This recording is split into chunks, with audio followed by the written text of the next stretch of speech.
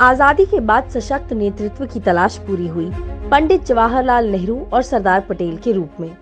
1 अगस्त 1947 को पंडित नेहरू सरदार पटेल को चिट्ठी में लिखते हैं कि मेरे प्रिय वल्लभ भाई, कुछ हद तक औपचारिकताएं निभाना जरूरी होने से मैं आपको मंत्रिमंडल में सम्मिलित होने का निमंत्रण देने के लिए लिख रहा हूं। इस पत्र का कोई महत्व नहीं है क्योंकि आप तो मंत्रिमंडल के सुदृढ़ स्तंभ हैं। 3 अगस्त को जवाब में सरदार पटेल लिखते हैं कि धन्यवाद। एक दूसरे के प्रति हमारा जो अनुराग और प्रेम रहा है तथा लगभग 30 वर्ष की हमारी जो अखंड मित्रता है, उसे देखते हुए औपचारिकता के लिए कोई स्थान नहीं रह जाता।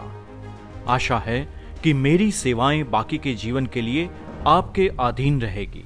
पंडित नेहरू के 60वें जन्मदिन पर सरदार पटेल लिखते हैं कि स्वाभाविक रूप से हमारे बीच का आपसी स्नेह साल दर साल बढ़ता गया है। लोगों के लिए यह कल्पना करना भी मुश्किल होगा कि जब हमें एक दूसरे से दूर रहना पड़ता है और समस्याओं को सुलझाने के लिए हम एक दूसरे से सलाह मशवरा नहीं कर पाने की स्थिति में होते हैं, तो हम दोनों को एक दूसरे की कमी कितनी खलती है।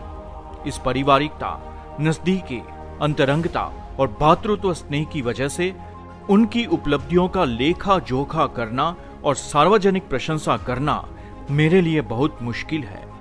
सरदार पटेल की मृत्यु पर पंडित नेहरू कहते हैं कि सरदार का जीवन एक महान गाथा है।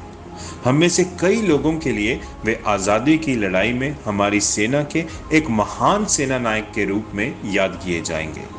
एक ऐसे दोस्त, सहकर्मी और कॉमरेड जिनके ऊपर हम हर हाल में भरोसा कर सकते थे। वे एक ऐसे मजबूत दुर्ग की तरह थे जिन्होंने संकट के समय में हम सबके कमजोर और ढुलमुल हृदय में वीरता की भावना भरी। ये सिर्फ नेहरू और पटेल के मजबूत रिश्तों की बानगी भर है। जय हिंद।